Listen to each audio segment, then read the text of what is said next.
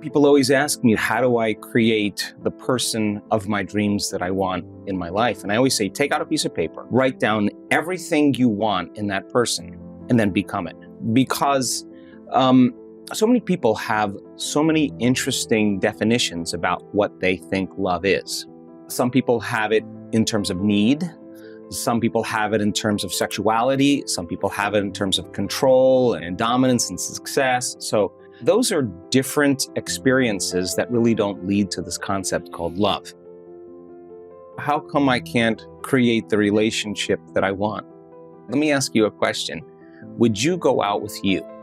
So I have a couple theories about relationships that I think are really important, and I use the same exact principles with my life. First of all, I will never work in a relationship, and I don't think anybody should work in a relationship. I think if you're working in a relationship, something is not clicking, something is not right. But if you bring your best, and the person that you're with brings their best, and you celebrate your life together, then there's constructive interference, there's growth, there's energy. If you're not there and you need a mirror or a reflection, then it's good to ask, am I missing something? Am I not seeing myself in some way? And then there's a healthy conversation when you invite it. But if you're not invited to contribute your opinion, then it's better off that you don't. So people always say, I want a loving relationship, but what they really want is happiness, really. So we do these meditations to create love in our lives. And it could be love in familial relationships with your siblings, it could be with your parents, it could be with your friends, or it could be with a significant other.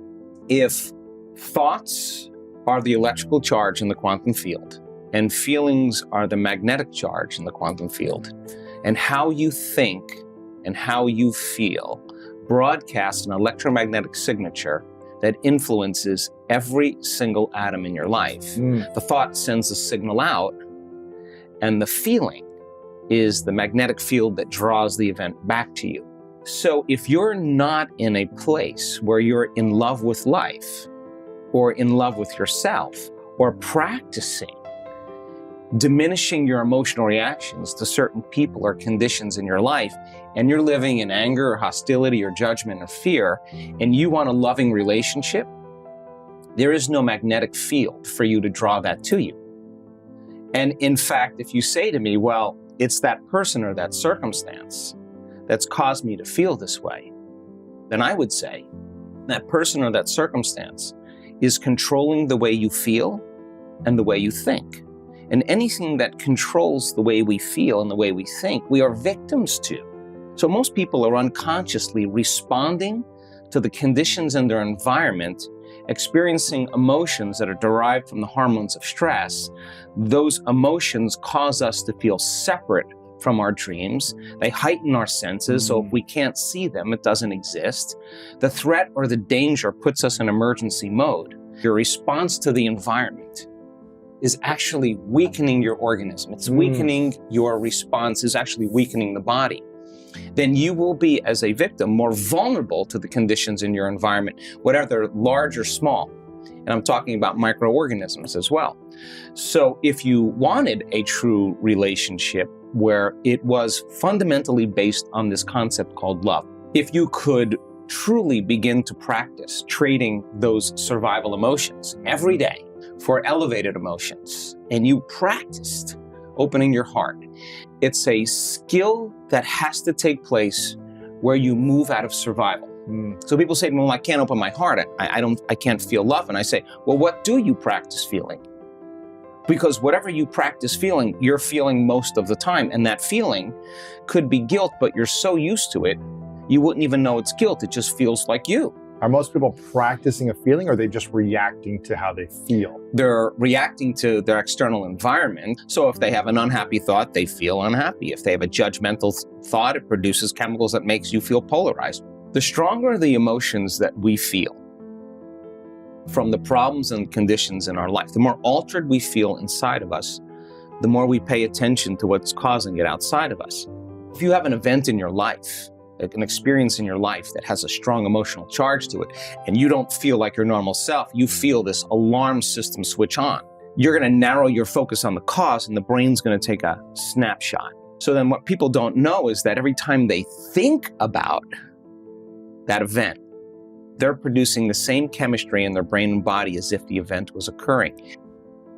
So the highly charged event is actually producing the emotion, and the body is so objective that it doesn't know the difference between the real experience that's creating the emotion and the emotion that the person is fabricating by thought alone. The body's believing. All you need is an image and an emotion, a thought and a feeling, a stimulus and a response, and you're conditioning your body emotionally into the past. The memories, and this is just not in the brain now, it's in the body. So the problem is that it becomes a subconscious program. It's no longer a conscious process. The body has been conditioned into resentment, into unhappiness, into fear, anxiety, whatever it is. So back to our concept of bringing love into your life. So you say to that person, okay, open your heart. And they're going to say, are you kidding me? I was hurt. I'm not going to do that. Let me see your cards first. And once I see your cards, then I'll open up a little bit. In that state of survival, the research shows that the long-term effects of those stress hormones are pushing the genetic buttons that are creating disease. The body can't live in emergency mode for that period of time. So in a sense, the person is making themselves sick by thought alone.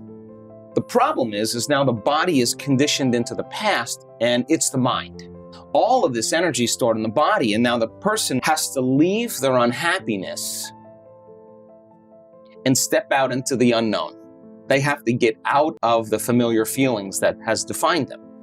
So they'll say, I can't really feel joy. I can't really feel love. And what they're really saying is, I've been conditioning my body emotionally so much into the past that I can't feel anything else other than what I know.